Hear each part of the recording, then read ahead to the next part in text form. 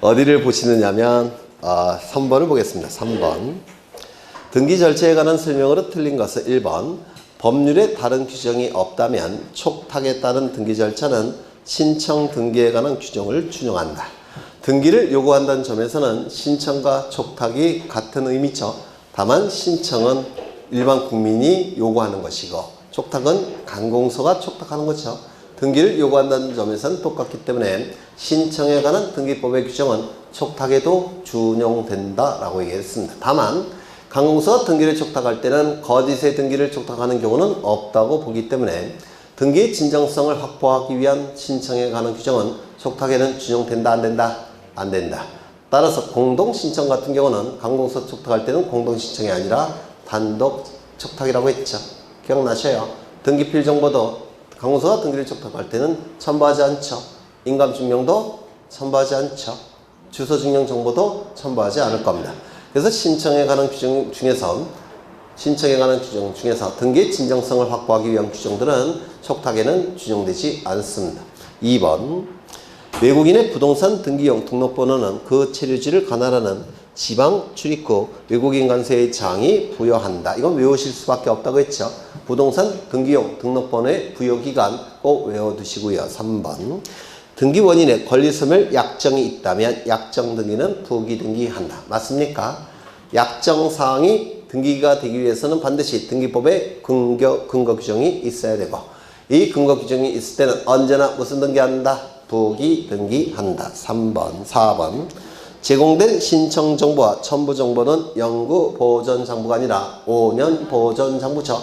영구 보존 장부 다시 한번 외워보죠. 등기부, 폐쇄 등기부, 등기부책 보존부, 그 다음에 나머지 4개. 신탁원부, 매매 목록, 공동담보 목록 또는 전세 목록, 도면, 광해 등기부. 5번째. 행정구역이 변경되면 등기기록기에 기록된 행정구역에 대하여 변경 등기가 있는 것으로 간주한다. 맞아요. 맞죠? 이 행정구역이 기록되는 부분은 표제부의 소재지, 갑구을구의 주소지죠. 맞아요. 그런데 행정구역 변경이나 명칭 변경은 법령에 의해서 바뀐다고 했죠. 따라서 어느 시점에 바뀐 것으로 간주합니까? 법령의 효력이 발생하는 시점에. 맞아요. 법령의 효력이 발생하는 시점에 행정구역이 바뀐 것으로 간주를 한다는 겁니다. 철산동이 2020년 6월 1일 날 법령의 효력이 발생을 했습니다. 법령이 뭐라고 되어 있냐면 철산동이 너무 철스러우니까 금 느낌이 나는 금산동으로 바꾸자고 법령의 규정이 딱 되어 있다는 겁니다. 그러면 2020년 아까 며칠이라고 했죠? 6월 1일 그 날짜에 바뀌는 겁니다. 맞아요. 그러면 6월 1일 날 딱 바뀌었으니까 이제 등기부에서 고쳐야 되겠죠. 표제부도 고쳐줄 테고 갑구을구의 철산동으로 되어 있는 건 전부 다 금산동으로 고쳐야 되겠죠. 이때 고치는 신청은 소유권의 등기명인이 신청함이 원칙입니다. 신청이 원칙이에요. 다만 법령의 전문가인 등기관도 직권으로 고칠 수 있다고 했죠. 그렇죠. 그래서 정답은 몇 번인가요? 4번 넘기겠습니다. 622쪽을 보시면 갑은 을에게 갑소유의 X부동산을 부담없이 증여하기로 하였다. 부동산 등기 특별조치법에 따른 부동산 소유권 등기 신청에 관한 설명으로 틀린 것은 나와 있는데요. 1번. 이거 먼저 프린트를 좀 보시죠. 프린트. 이쪽을 보시면 부동산 등기 특별조치법상의 신청 의무가 나와 있죠. 이걸 좀 보겠습니다.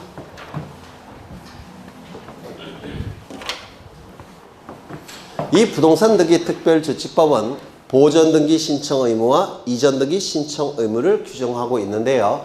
이 등기 신청 의무는 원칙은 며칠 이내에 60일 이내에 등기 신청 의무가 있다고 했죠. 기억나셔요? 그렇죠.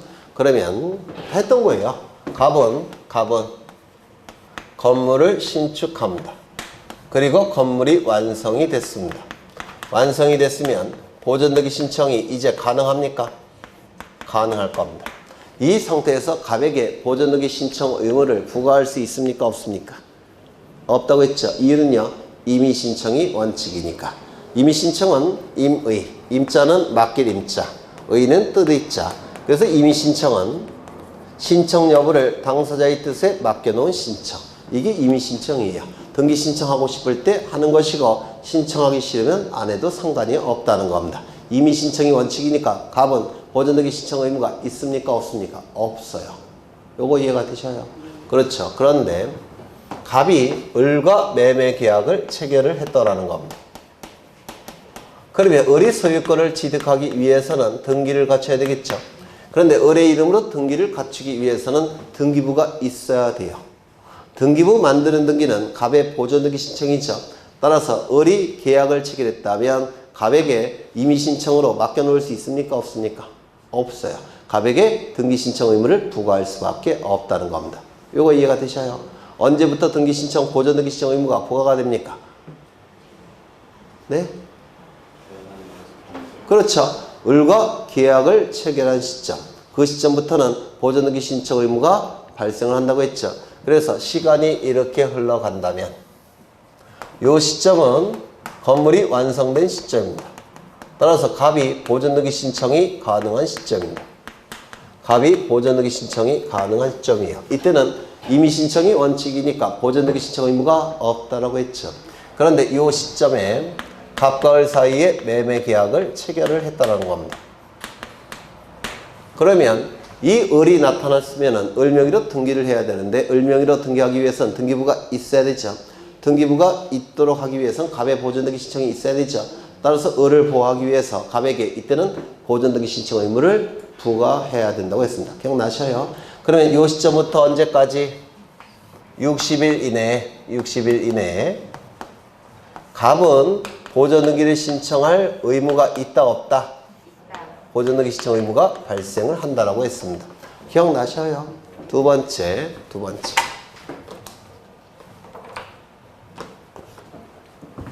갑은 건물을 짓고 있는 도중에 있습니다. 아직 미완성 상태예요. 이 미완성 상태에서 갑은 을과 매매 계약을 체결합니다. 그리고 소유권 이전 등기까지 이루어지면 갑의 소유권은 을의 소유권으로 변동이 될 겁니다. 이게 갑이 두 개나 맞아요. 이 상태에서 매매 계약을 먼저 체결한 상태에서 건물이 완성이 됐다는 겁니다. 건물이 완성이 됐으면 이제 보존 등기 신청이 가능하겠죠. 그러면 이때 갑이 건물을 완성해서 보존 등기 신청이 가능한 시점부터 보존 등기 신청 의무가 발생을 합니다. 왜요? 을이 건물 완성 전에 먼저 을이 나타났죠. 맞아요. 따라서 건물이 완성이 돼서 보존 등기 신청이 가능하다면 그때부터 보존 등기 신청할 의무가 나타납니다. 시간이 이렇게 흘러갑니다. 이 시점은 갑과 을 사이에 매매 계약을 체결한 시점이에요. 그리고 나서 건물이 완성이 됐다는 겁니다. 건물이 완성이 됐으니까 이제 보존 등기 신청이 가능하겠죠. 그러면 이때부터 며칠 이내에 60일 이내에 갑은 보존 등기를 신청해야만 되더라는 겁니다. 그때부터. 왜요? 여기서는 보존 등기 신청 의무를 부과할 수 있습니까? 없습니까? 없어요. 왜요? 미완성이니까. 그렇죠. 미완성이니까 보존 등기 신청 의무가 부과될 수 없죠. 이때부터 보존 등기 신청 의무가 부과가 되는 겁니다. 그러면 결국은 건물도 완성이 돼서 보존 등기 신청이 가능해야 되고 그리고 을과 소유권 이전 계약도 체결해야 됩니다. 두 개의 요구를 동시에 충족한 시점부터 보존 등기 신청 의무가 발생합니다. 이거 맞아요. 이때는 보존 등기 신청 의무가 발생할 수 없죠. 여기는 왜 보존 등기 신청 의무가 발생하지 않습니까? 이미 신청이니까. 여기는 미완성이니까. 그래서 이거 시험에 잘 나오니까 기억해 달라고 부탁을 드린 적이 있습니다. 두 번째, 소유권 이전 등기 신청 의무. 여기에 이러한 부동산이 있고 소유자가 갑입니다. 갑이 을과 매매 계약을 체결합니다. 그러면 매도인 갑에게는 소유권 이전 등기 의무가 발생할 테고 그리고 대금 지급 채무도 발생을 할 겁니다. 매수인 을에게는 소유권 이전 등기 청구권이 발생할 테고 대금 지급 채무도 발생을 할 겁니다. 이거는 채무가 아니라 채권이겠네요. 이 두 개의 채무는 대가적 의미가 있죠. 대가적 의미가 있는 이러한 채무를 발생시키는 계약을 뭐라 부릅니까? 쌍방 당사자에게 채무를 발생시키는 계약이라고 해서 쌍무계약이라고 불러요. 이 두 개의 채무는 대가적 의미가 있기 때문에 동시에 이행하는 것이 공평합니다. 이때 나오는 개념이 동시이행의 항변권이에요. 민법에서. 그러면 여기서 이 의무를 이행하는 것과 이 의무를 이행하는 것은 같이 이루어져야 되겠죠. 맞아요. 이 의무를 이행하는 것이 뭘까요? 등기를 신청하는 겁니다. 그리고 이 의무를 이행하는 것이 뭘까요? 잔금을 다 지급하는 겁니다. 이 두 개의 의무는 동시에 이행함이 공평한 겁니다. 맞아요. 그러면 시간이 이렇게 흘러갈 때 이 시점은 갑과 을 사이에 매매 계약을 체결한 시점. 그러면 갑이 이 의무를 이행해서 을의 이름으로 등기를 신청하는 그 시점은 어느 시점과 같이 발생합니까? 이 채무를 다 이행하는 시점. 맞아요. 이 의무를 이행하는 시점에 갑도 등기 신청 의무가 발생하겠죠. 이 의무를 이행하는 것을 뭐라 부릅니까? 반대급부의 이행을 완료한다 이렇게 얘기하죠. 실무에서는 어떤 용어를 쓸까요? 잔금 지급이 완납되는 시점. 맞아요. 그때부터 갑은 등기 신청 의무가 발생하죠. 며칠 이내? 60일 이내. 그래서 누구의 이름으로 등기를 신청해야 됩니까? 을의 이름으로 소유권 이전 등기를 신청해야만 됩니다. 기억나셔요? 그렇죠. 두 번째. 여기 이러한 부동산이 있고 소유자는 갑입니다. 갑이 을과 증여계약을 체결합니다. 증여계약은 무상이니까 갑은 소유권 이전 등기 의무가 발생할 테고 을에게는 소유권 이전 등기 청구권이 발생하겠죠. 이렇게 한쪽 편 당사자에게만 채무를 발생시키는 계약을 뭐라 부르죠? 한쪽 편 당사자에게만 채무를 발생시키는 계약, 편무계약이라고 부릅니다. 그러면 이때는 을은 대금 지급 채무가 없으니까 반대급부의 이행이 완료되는 시점, 이 말은 나올 수가 없겠죠. 그러면 이 의무를 이행하는 것이 등기를 신청해 주는 건데 이 등기 의무가, 소유권 이전 등기 의무가 발생하는 시점에 이 등기를 신청해야만 됩니다. 이 등기 의무가 발생하는 시점은 증여계약의 효력이 발생하는 시점이에요. 따라서 시간이 이렇게 흘러갈 때 이 시점은 이 부동산에 대해서 갑과 을 간에 증여계약을 체결한 시점입니다. 그 다음에 이 시점은 반대급부의 이행이 완료된다. 이런 문구가 나올 수는 없죠. 맞아요. 이건 뭡니까? 계약의 효력이 발생하는 시점. 계약의 효력이 발생하게 되면 이 의무가 발생을 합니다. 이 의무가 발생을 하면 의무를 이행해야 돼요. 이 의무를 이행하는 게 뭐죠? 소유권 이전 등기를 신청해야 된다는 겁니다. 따라서 이 시점부터 며칠 이내에 60일 이내에 갑과 을은 누구의 이름으로 등기 신청해야 됩니까? 을의 이름으로 등기를 신청해야만 될 겁니다. 이거 얼핏 이해가 되셔요? 그러면 프린트 보시죠. 먼저 소유권 보전 등기 신청 의무를 보시는데요. 1번 소유권 보전 등기가 되어 있지 아니한 부동산에 대하여 미등기 부동산에 대하여 소유권 이전을 내용으로 하는 계약을 체결한 자는 다음에 정하여진 날로부터 60일 이내에 보전 등기를 신청해야만 됩니다. 60일 이내에 단가로 1번을 보시면 소유권 보전 등기를 신청할 수 있음에도 이를 하지 아니한 채 계약을 체결한 경우에는 소유권 보전 등기 신청이 먼저 가능하고 그 다음에 계약을 체결했다는 겁니다. 그러면 어느 시점부터 60일 이내에 보전 등기 신청해야 됩니까? 계약을 체결한 날로부터 60일 이내. 2번 계약을 체결한 이후에 소유권 보전 등기를 신청할 수 있게 된 경우에는 계약이 먼저 체결이 되고 그 이후에 건물이 완성이 돼서 보전 등기 신청이 가능해졌죠. 그때는 어느 시점부터 60일 이내에 보전 등기 신청이 가능한 시점부터 60일 이내에 보전 등기를 신청해야만 됩니다. 요거 이해가 되셔요? 2번 소유권 이전 등기 신청 의무가 나오는데요. 양가로 1번을 보시면 부동산 소유권 이전을 내용으로 하는 계약을 체결한 자는 소유권 이전 계약의 대표 주자는 두 개인데요. 쌍무계약인 매매와 편무계약인 증여. 이것이 소유권 이전 계약의 대표 주자입니다.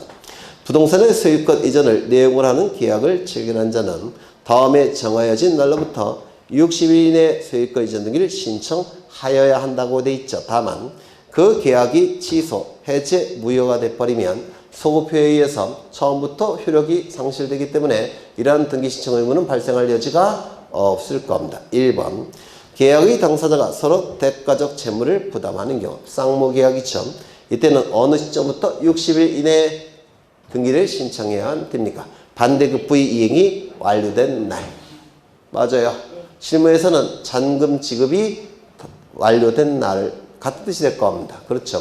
그런데 조심하셔야 될 것은 여기서 반대급부의 이행이 완료된 날, 잔금 지급이 완료된 날은 계약서에 적힌 날짜를 얘기하는 게 아니라 실제로 돈을 준 날을 얘기하는 겁니다.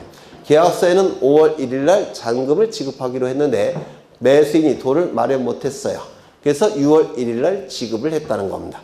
그러면 어느 시점부터 60일 이내입니까? 6월 1일부터 60일 이내야. 실제로 돈이 지급한 날을 기준으로 하는 겁니다. 2번 계약 당사자의 일방이 채무를 부담하는 경우 뭐죠? 편무계약. 편무계약은 계약의 효력이 발생한 날로부터 60일 이내에 신청해야만 될 겁니다. 맞아요. 그렇죠. 그 다음에 세 번째. 세 번째가 어렵죠. 했던 거예요, 다. 이거 두 번째인가 세 번째 설명하는 거죠. 여기 이러한 부동산이 있습니다. 소유자는 갑이고요. 갑이 을과 매매 계약을 체결합니다. 그러면 매도인 갑에게는 소유권 이전 등기 의무가 발생할 테고, 그리고 대금 지급 채권이 발생하겠죠. 그 다음에 을에게는 소유권 이전 등기 청구권이 발생할 테고, 그 다음에 대금 지급 채무가 발생할 겁니다. 이러한 채권 채무는 법률행위의 당사자에게만 발생합니다. 따라서 이 의무는 누구에 대한 의무죠? 을. 요 권리는요? 을. 요 청구권은 누구에 대한 권리라고 했습니까? 갑. 요 채무는요? 네? 갑. 매매는 소유권 이전 계약의 대표 주자라고 했습니다. 이때 을은 병과 또다시 매매 계약을 체결합니다. 네, 매매 계약을. 그러면 매도인 갑에게는, 매도인 을에게는 소유권 이전 등기 의무가 발생할 테고 대금 지급 채권이 발생하겠죠. 그 다음에 매수인 병에게는 소유권 이전 등기 청구권이 발생할 테고 대금 지급 채무도 발생을 할 겁니다. 이때의 채권 채무는 당사자에 대해서만 발생한다고 했죠. 따라서 이 의무는 병에 대한 의무고, 요 채권은요 병에 대한 채권이고, 요 청구권은 을에 대한 청구권이고 을에 대한 채무가 될 겁니다. 매매계약은 소유권 이전 계약의 대표 주자라고 했습니다. 그러면 이때 갑은 이 의무를 누구에게 이행해야 되죠? 을에게. 맞습니까? 따라서 소유권 이전은 누구에게에서 누구로부터 넘어가야 됩니까? 갑에서 을로 넘어가야 됩니다. 그렇죠? 그러면 을은 갑으로부터 소유권을 취득한 다음에 이 소유권 이전 등기를 병에게 넘겨야 되겠죠? 따라서 요 을은 갑으로부터 소유권을 취득한 다음에 병에게 소유권을 넘겨야 됩니다. 맞아요. 그런데 소유권은 갑에서 을로, 을에서 병으로 넘어가야 되는데 만약에 이렇게 등기가 이루어졌다고 한다면, 이렇게 등기가 이루어졌다면 이거는 정상적인 등기가 아니죠. 이 등기를 뭐라 부르죠? 중간 생략 등기라고 부를 겁니다. 맞아요. 이 중간 생략 등기는 우리 부동산 등기 특별조치법에서 형사처벌합니다. 갑을병 전부 다 부동산 등기 특별조치법 위반죄라고 해서 셋 다 공동정범으로 처벌합니다. 3년 이하의 징역, 1억 원 이하의 벌금에 처해지게 돼요. 갑을병 모두 다. 그렇다면 부동산 등기 특별조치법에서는 갑을병을 형사처벌한다면 이 등기법에서 민사적으로 이거를 방지하기 위한 규정을 둘까요? 안 둘까요? 방지 규정. 당연히 둘 수밖에 없습니다. 맞아요. 형법적으로는 처벌하고 민사법적으로는 중간생략 등기를 방지하기 위한 규정을 두도라는 겁니다. 그 방지하기 위한 규정이 여러분 프린트에 나와 있는 2번, 3번이에요. 2번, 3번은 중간생략 등기를 방지하기 위한 규정입니다. 이거 이해가 되실까요? 되셨죠? 이때 갑을 뭐라고 부르냐면 매도인이라고 부르고요. 을을 매수인이라고 부릅니다. 이때 이 매수인의 지위를 이전시키는 계약이 있습니다. 이걸 뭐라고 부르냐면 계약 당사자의 지위를 이전시키는 계약이라고 해서 지위 이전 계약이라고 불러요. 당사자의 지위 이전 계약. 계약 당사자의 지위를 이전시키는 계약. 대표 주자는 뭐가 있냐면 분양권 전매는 소유권 이전 계약이 아니에요. 계약 당사자의 지위 이전 계약이 들어갑니다. 그럼 이 계약 당사자의 지위 이전 계약은 뭐냐면 이 당사자의 지위가 전부 다 넘어가는 겁니다. 즉 매수인의 지위가 하나도 빠짐없이 다 넘어가는 계약이에요. 그러면 이때 매수인의 지위에서 을은 소유권 이전 등기 청구권, 대금 지급 채무가 있죠. 이게 다 넘어갑니다. 또한 법정 해제권, 민법에서 들어보셨습니까? 법정 해제권도 넘어갑니다. 또한 계약금이 지불되었다면 계약금 해제권, 민법에서 하셨죠? 계약금 해제권도 넘어갑니다. 또한 뭐도 있을까요? 취소권이 있다면 취소권도 넘어갑니다. 손해배상 채권이 요 을에게 갑에 대한 손해배상 채권이 있다면 손해배상 채권도 넘어갑니다. 하나도 빠짐없이 다 넘기는 계약. 이를 지위이전 계약이라고 불러요. 요거 이해가 되실까요? 그러면 지위이전 계약을 통해서 이 청구권은 다 넘어가겠죠. 따라서 넘어갑니다. 그러면 이 소유권 이전 등기 청구권은 이제 누가 갖습니까? 병이 갖게 돼요. 대금 지급 채무도 누가 갖겠습니까? 병이 갖는 겁니다. 그러면 이 소유권 이전 계약과 지위 이전 계약은 내용이 같은 걸까요? 다른 걸까요? 달라요. 여기 소유권 이전 계약은 누구에 대한 청구권입니까? 을. 누구에 대한 채무예요? 을. 지위 이전 계약은 누구에 대한 청구권입니까? 가. 누구에 대한 채무입니까? 가. 이 지위 이전 계약을 통해서 이것도 바뀝니다. 병으로. 지위 이전 계약을 통해서 이것도 바뀌어요. 그러면 지위 이전 계약이 을과 병 사이에 이루어졌다면 갑은 이 소유권 이전 등기 의무를 누구에게 이행해야 될까요? 병에게. 맞아요. 대금 지급을 누구에게 청구해야 될까요? 병에게. 이 병은 소유권 이전 등기 청구권을 누구에게 행사할까요? 갑에게. 대금을 누구에게 지급해야 될까요? 갑에게. 그렇다면 이 갑은 소유권 이전을 병에게 넘겨야 되니까 등기도 이렇게 넘어가겠죠. 맞습니까? 그러면 이거는 중간 생략 등기일까요? 아닐까요? 네? 중간 생략 등기가 아닙니다. 이거는 정당한 권리 이전 등기예요. 지위 이전 계약을 통해서. 맞아요. 그래서 분양권 전매를 받은 사람은 그 대금을 회사에 곧장 내는 거죠. 맞아요. 회사도 분양권 전매권 취득한 자에게 소유권 넘기는 것이죠. 그래서 지위 이전 계약의 대표 주자가 바로 분양권 전매 계약으로서 굉장히 흔한 계약입니다. 다만 여러분 시험범위 없어요. 민법에서. 채권법 총론 쪽에 있는 겁니다. 이게 여러분 시험범위 없으니까 생소한 겁니다. 여기까지 되셨을까요? 안 되셨을까요? 되셨겠죠. 시간이 이렇게 흘러갑니다. 이거 벌써 세 번째가 하는 거예요. 요 시점은 이 부동산에 대해서 갑과 을이 소유권 이전 계약을 체결한 시점입니다. 소유권 이전 계약의 대표 주자는 증여와 매매입니다. 아, 이거 어떡하지? 더 작게 써야 되는데 매매와 증여예요. 그러면 갑과 을이 을 명의로 소유권 이전 등기를 신청해야 될 의무가 발생하는 시점은 매매의 경우는 언제입니까? 매매는? 네? 매매의 경우에는 언제까지 을의 이름으로 소유권 이전 등기를 신청해야만 됩니까? 왼쪽 눈동자를 왼쪽으로 조금만 돌려보셔요. 매매 계약은 반대급부 이행이 완료된 날로부터 며칠 이내? 60일 이내. 반대급부의 이행이 완료되는 시점부터 60일 이내. 그 다음엔 증여는요. 계약의 효력이 발생하는 날로부터 60일 이내에 을의 이름으로 등기를 신청해야만 됩니다. 맞습니까? 그렇죠. 이렇게 60일 이내에 등기를 신청해야 됩니다. 누구의 이름으로? 을의 이름으로 소유권 이전 등기를 신청해야만 됩니다. 되셨을까요? 그런데 만약에 요 시점에 을이 병가 소유권 이전 계약이나 또는 지위 이전 계약을 체결했다면 중간 생략 등기를 방지하기 위해서는 누구의 이름으로 먼저 등기를 갖춘 다음에 병의 이름으로 등기를 넘겨줘야 될까요? 을의 이름으로 등기를 먼저 갖춘 다음에 병에게 등기를 넘겨줘야 되겠죠. 따라서 계약을 체결하기 전까지는 누구의 이름으로 등기를 해야 됩니까? 을의 이름으로. 중간 생략 등기를 방지하기 위한 거니까. 그 다음에 병명의 등기는 그 이후에 하면 되겠죠.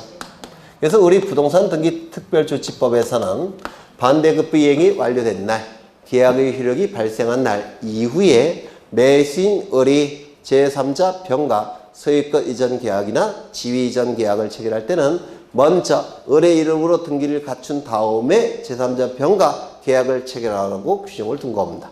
뭐예요? 중간 생략 등기를 방지하기 위해서. 이거 이해가 되실까요? 두 번째, 시간이 이렇게 흘러갑니다. 이 시점은 이 부동산에 대해서 갑이 을과 소유권 이전 계약을 체결한 시점입니다. 대표 주자는 뭐죠? 매매나 증여가 될 겁니다. 그러면 을의 이름으로 등기를 신청해야 될 시점은 어느 시점일까요? 매매는 반대급부의 이행이 완료되는 시점. 증여는요, 계약의 효력이 발생하는 시점이 될 겁니다. 이 시점부터 며칠 이내에, 60일 이내에 누구의 이름으로 등기를 신청해야 될까요? 을의 이름으로 소유권 이전 등기를 신청해야만 됩니다. 맞아요. 그런데 을이 반대급부 이행이 완료되는 시점, 계약의 효력이 발생하는 시점 이전에 을이 병과 소유권 이전 계약을 또 체결했다는 겁니다. 소유권 이전 계약을 체결했다는 겁니다. 그렇다면 이 규정을 통해서 병의 이름의 등기는 어느 시점 이후에 할 수밖에 없습니까? 병명의 등기는 60일 이후에 병의 이름으로 등기해야 되겠죠. 맞습니까? 따라서 병명의 등기는 60일 이후에 을 먼저 등기한 다음에 병명의 등기를 하라고 했기 때문에 중간 생략 등기가 방지가 되겠습니까? 등기명의는 어떻게 넘어가야 돼요? 갑에서 을로, 을에서 병으로 넘어가야 되겠죠. 이 규정을 통해서 중간 생략 등기가 방지가 되는 겁니다. 을의 이름으로 먼저 등기를 한 다음에 병의 이름으로 등기하라는 겁니다. 되셨을까요? 그렇죠. 세 번째. 시간이 이렇게 흘러가고 있고요. 이 시점은 이 부동산에 대해서 갑이 을과 소유권 이전 계약을 체결한 시점입니다. 대표 주자는 두 개가 있죠. 뭐죠? 매매와 증여. 그러면 을의 이름으로 등기를 신청해야 될 시점은 어느 시점입니까? 이 시점이죠. 매매는 반대급부의 이행이 완료되는 시점. 증여는 계약의 효력이 발생하는 시점. 이 시점부터 며칠 이내에 60일 이내에 등기를 신청해야만 됩니다. 맞아요. 그런데 그 이전에 이 시점에서 을이 병과 지위 이전 계약을 체결을 했다는 겁니다. 지위 이전 계약을 체결했다면 요 매수인의 지위가 고스란히 병에게 넘어갔죠. 그러면 갑은 소유권을 누구에게 넘겨야 됩니까? 병에게. 대금을 누구에게 지급을 청구합니까? 병에게. 그러면 60일 이내에 소유권 이전 등기는 누구 명의로 신청해야 될까요? 병의 이름으로 소유권 이전 등기를 신청해야 되겠죠. 지위 이전 계약을 통해서. 이건 중간 생략 등기입니까? 아닙니까? 아니라고 했습니다. 그러면 여기서는 이렇게 소유권 이전 계약, 지위 이전 계약 따로 보는데 여기는 왜 한꺼번에 봐야 되느냐? 그 이유는 요 시점부터 벌써 병이 나타나기 전에 그 이전에 벌써 을에게는 뭐가 발생했습니까? 소유권 이전 등기 의무가 발생을 했기 때문에 그렇습니다. 요 시점부터 이미 을에게는 소유권 이전 등기 신청 의무가 발생을 했기 때문에 그 이후에 지위 이전 계약을 체결하건 소유권 이전 계약을 체결하건 그 이전에 벌써 을에게 소유권 이전 등기 의무가 발생했죠. 따라서 을의 이름으로 먼저 등기를 갖춰야 되는 겁니다. 이때는. 하지만 요 두 가지 경우에는 반대급부 이행이 완료되는 시점, 계약의 효력이 발생한 시점, 그 이전에 병이 나타났죠. 따라서 이렇게 달라지게 되는 겁니다. 네, 얼핏 들어보시죠. 그러면 2번을 한번 보자. 2번 책. 프린터. 양가로 2번을 보시죠. 양가로 2번. 부동산의 소유권을 이전받을 것을 내용을 하는 계약을 체결한 자가 누굴까요? 을. 이 그림에서 을을 얘기하는 겁니다. 을이 반대급부 이행이 완료된 날 또는 그 계약의 효력이 발생한 날 이후에 그 부동산에 관하여 다시 제3자 누구죠? 병가 소유권 이전을 내용을 하는 계약이거나 제3자에게 당사의 지위를 이전하는 계약을 체결하고자 할 때는 제3자와 계약을 체결하기 전에 누구 명의로 먼저 등기를 신청해야 된다고요? 을의 이름으로. 그럼 을의 명의로 등기를 신청한 다음에 그 다음에 을이 병가 계약을 체결하는 것이죠. 중간생략 등기는 방지가 될 겁니다. 이거 이해가 되실까요? 그 다음에 양가로 3번을 보시면 부동산 소유권을 이전받을 것을 내용을 하는 계약을 체결한 자가 누구죠? 을. 반대급부 이행이 완료된 날 또는 계약의 효력이 발생한 날 이전에 그 부동산에 대하여 다시 제3자와 소유권 이전을 내용을 하는 계약을 체결할 때는 제3자는 병을 얘기하겠죠. 여기서는 소유권 이전 계약만 나오지 지위 이전 계약이 나옵니까? 안 나옵니까? 안 나오고 있죠. 소유권 이전을 내용을 하는 계약을 체결할 때는 먼저 체결된 계약의 반대급부 이행이 완료되거나 계약의 효력이 발생한 날로부터 60일 이내에 먼저 무슨 등기를 먼저 해야 됩니까? 을 명의로 등기를 해야 되는 겁니다. 맞아요. 그러면 요 세 번째 그림은 여러분 프린트에 있을 필요가 있습니까? 없습니까? 없어요. 왜요? 이건 중간생략 등기가 아니니까. 이거 이해가 되실까요? 이게 아마 등기법 문제 중에서 출제가 됐던 문제 중에서 가장 난이도 높은 것 중에 하나입니다. 5개 꼽으라면 그 안에 들어갈 거예요. 1회부터 30회까지 중에서. 그래서 이게 가장 난이도가 높은 거라서 여러분 유학집에도 빠져 있는 겁니다. 그리고 어떤 큰 회사들은 아예 이걸 설명을 안 해요. 워낙 난이도가 높다고 평가하니까. 그래서 이해가 안 되셔도 언제가 되겠지 이렇게 편한 마음으로 하시면 돼요. 문제를 보겠습니다. 1번. 갑은 을에게 갑수의 X부동산을 부담 없이 증여하기로 하였다. 부동산 등기 특별조치법에 따른 부동산 소유권 등기 신청에 관한 설명으로 틀린 것은 1번. 갑과 을은 증여계약이 효력이 발생한 날로부터 60일 내에 X부동산에 대한 소유권 이전 등기를 신청하여야 한다. 증여계약은 편무계약이죠.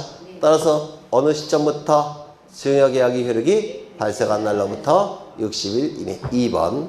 특별한 사정이 없다면 신청기간 내에 X부동산에 대한 소유권 이전 등기를 신청하지 않아도 원인된 계약은 효력을 잃지 않는다. 중간생략 등기의 합의는 유효한 것이죠. 네, 그걸 물어보고 있는 건가? 맞죠? 네. 그 다음에 3번. 중간생략 등기에 관한 부동산 등기 특별조치법의 규정은 단속 규정이라고 했습니까? 효력 규정이라고 했습니까? 효력 규정이 아니라 단속 규정이라고 했죠. 효력에 영향을 미칩니까? 안 미칩니까? 특별조치법이. 단속만 하는 규정 아닙니까? 효력에 영향이 없죠.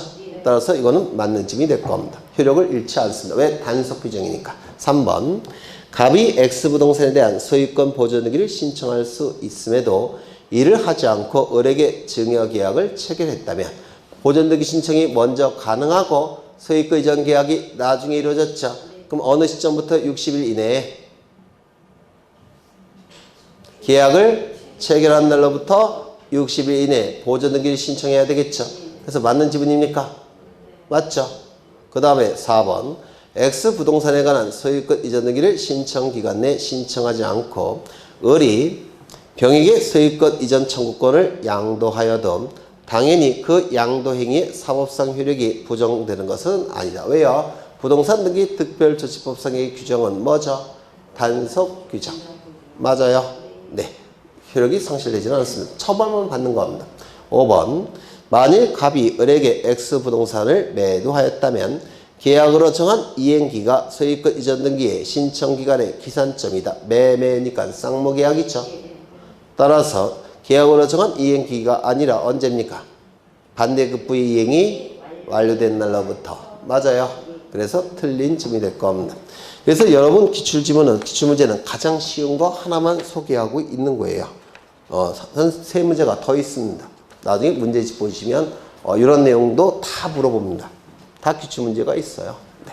그 다음에 오른쪽 2번을 보시면 등기 권리자, 등기 명의인이 단독으로 신청하는 등기에 관한 설명으로 틀린 것은 1번 등기의 말소를 공동으로 신청해야 하는 경우 등기문제의 소재 불명으로 재건 판결을 받으면 등기 권리자는 그 사실을 증명하여 단독으로 등기의 말소를 신청할 수 있다. 맞습니까?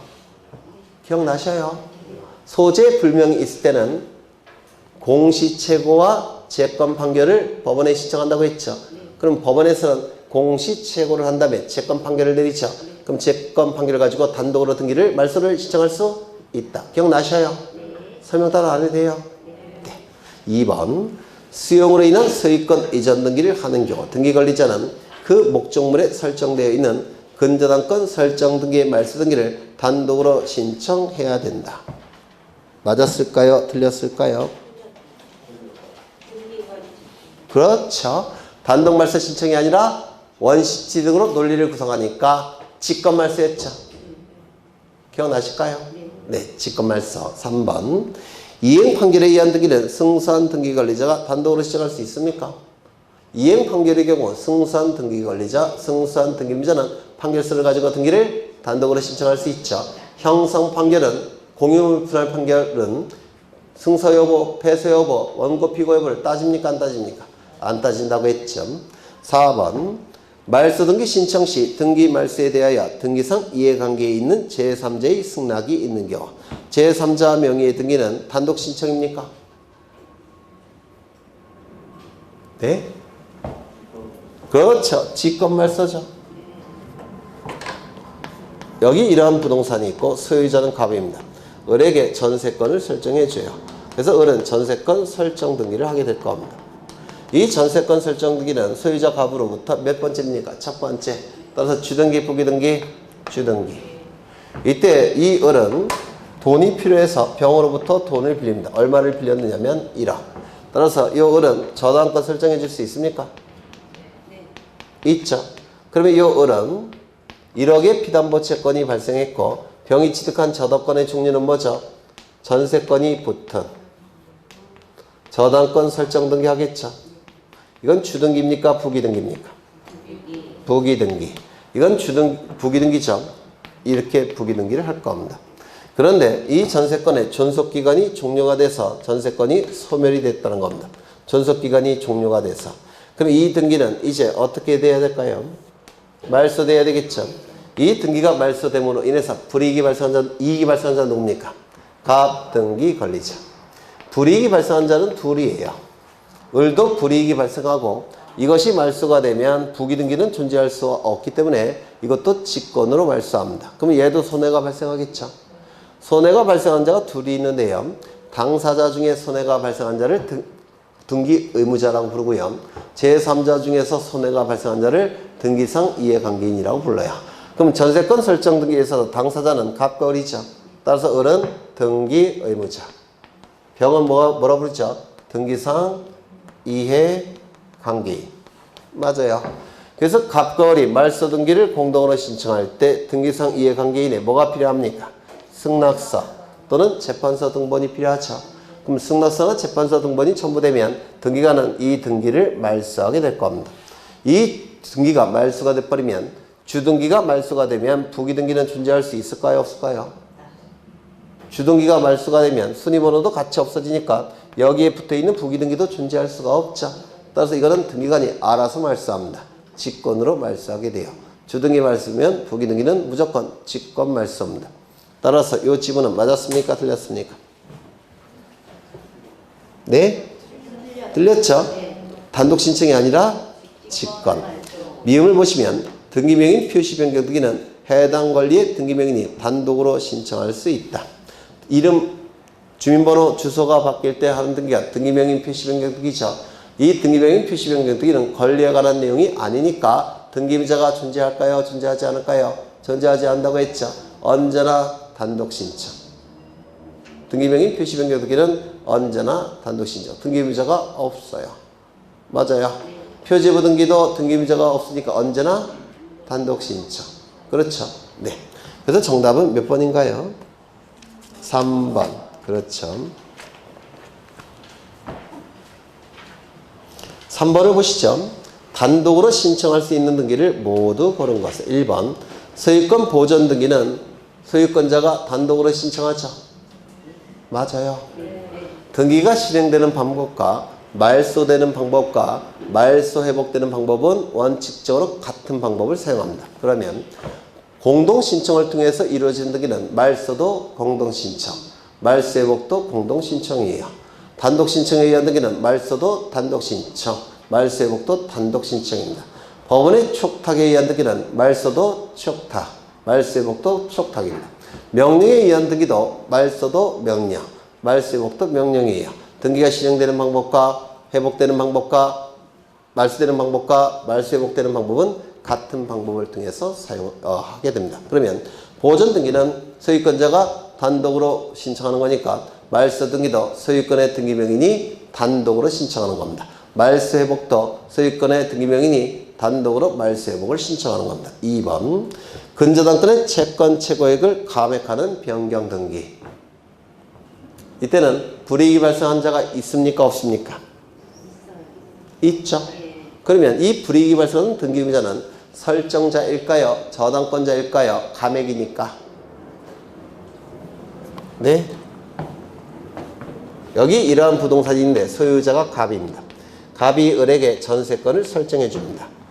그래서 이 을은 10억의 채권이 발생을 했고요. 저당권 설정 등기를 한 다음에 저당권을 취득한 상태입니다. 그런데 이게 감액이 됐다는 겁니다. 얼마로 감액을 시키느냐면 7억으로 하죠. 7억으로 감액 맞죠? 네. 그러면 저당권의 내용이 바뀌었으니까 무슨 등기할까요? 저당권 변경 등기하겠죠. 맞아요. 저당권 변경 등기를 하게 될 겁니다. 이 저당권 변경 등기를 통해서 등기부만 놓고 볼 때, 다른 거 고려하지 않고 등기부만 놓고 볼 때 불이익이 발생한 자는 누굴까요? 갑일까요? 을일까요? 이것이 의미하는 바는 뭐죠? 경매 절차에 넘어갔을 때 우선적으로 배당받을 수 있는 금액이죠. 예전에는 얼마를 배당받을 수 있었나요? 10억. 이제는 얼마만 배당받을까요? 7억. 등기부자 누굽니까? 불이익이 발생한 자 누굽니까? 갑입니까? 을입니까? 을 등기부자. 갑 등기관리자가 되는 겁니다. 되셨나요? 감액이 등기부만 놓고 평가하는 겁니다. 다른 건 고려하지 않아요. 등기부만 놓고 평가할 때 배당을 받아갈 수 있는 금액이 요 금액이에요. 그러면 이건 어떨까요? 15억.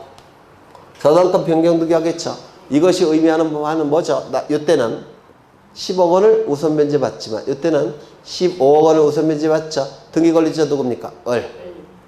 등기관리자 을. 등기부자 갑. 등기부만 놓고 평가하기 때문에 그렇습니다. 하나만 더 볼까요?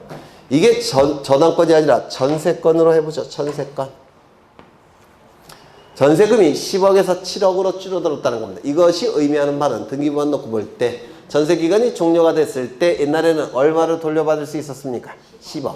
지금은 얼마를 돌려받을까요? 7억. 그러면 전세권 변경 등기의 등기부자는 누굽니까? 을. 등기관리자는 갑. 물론 10억에서 7억으로 줄었을 때 3억 원은 미리 지급하겠죠. 맞아요. 이거는 우리 등기법에서 고려하지 않습니다. 돈이 실제로 오고 가는 것은 민법에서 고려할 사항이에요. 우리 등기법은 등기부만 놓고 형식적으로 판단합니다. 이거 무슨 말인지 아시겠죠? 상식과 달라요. 등기부 하나만 놓고 형식적으로 평가하기 때문에 그렇습니다. 전세금이 10억에서 15억으로 늘어났다는 겁니다. 그러면 전세권자는 일단은 얼마를 줘야 돼요? 더? 5억 원을 더 줘야 되죠? 맞아요. 전세금이 10억에서 15억으로 늘어났으니까 전세권자는 5억을 일단 더 줘야 되지 않습니까? 근데 이건 등기법에서 고려하지 않는다고요. 돈이 실제로 오고 가는 것은 민법에서 고려하는 겁니다. 우리 등기법에서 이것이 의미하는 바는 뭐냐면 전세기간이 종료가 되면 이때는 얼마를 돌려받습니까? 10억. 이때는 15억. 따라서 전세금 징액은 얘가 등기권리자, 얘가 등기부자가 되는 겁니다. 돈이 실제로 오고 가는 건 우리 등기법에서 다루지 않습니다. 그럼 민법에서 다루는 영역이에요. 우리는 등기부만 놓고 평가하는 겁니다. 되셨을까요? 되셨죠? 그 다음에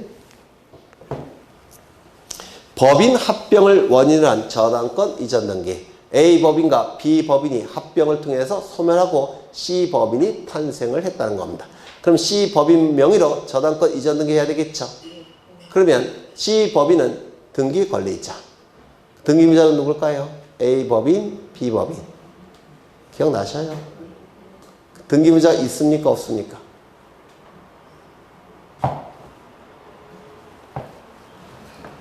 이게 말로 후딱 하려고 했더니 여기 A법인이 있고요. 그리고 여기 B법인이 있습니다. 이 두 법인이 합쳐서 C법인으로 바뀌었다는 겁니다. 요 A법인은 저당권이 하나 있고요. 그리고 C법인, B법인도 저당권을 하나 가지고 있습니다. 이 부동산에 대해서. 이때 A법인과 B법인이 합병이 이루어지면 이건 소멸을 해요. 그리고 새로운 C법인이 탄생했죠. 그러면 A법인과 B법인은 권리 능력이 소멸되었으니까 저당권 가질 수 있습니까? 없습니까? 없죠. 따라서 자동적으로 누구에게 기속이 될까요? 이렇게 기속이 될 겁니다. 맞아요.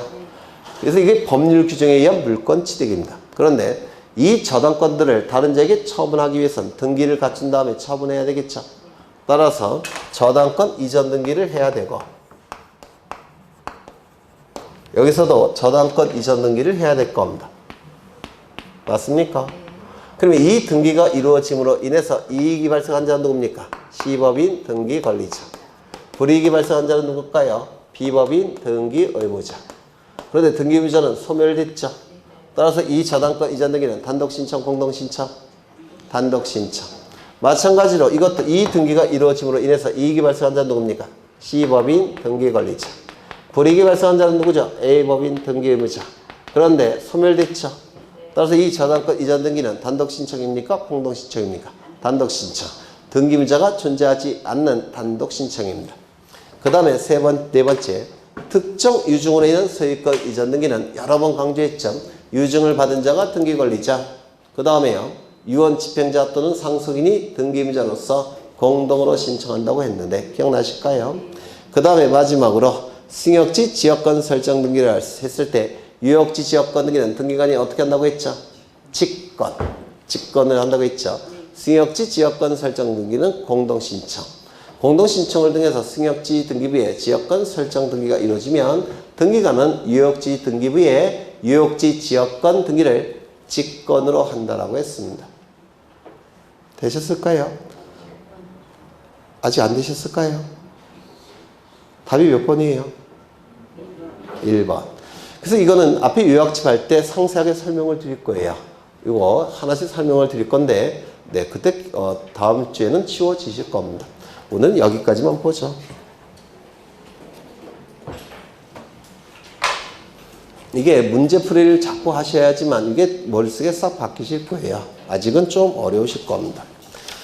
그래서 이게 기출문제를 전부 소개하고 있는 건 아니고요. 기출문제가 이제 일부만 여기에 들어가 있을 겁니다. 나머지 기출문제는 아마 문제집에 아마 다 들어가 있을 거예요. 이런 문제들은 다 문제집에 있을 겁니다. 네, 고생하셨고 오늘은 여기까지만 보겠습니다. 수고하셨습니다.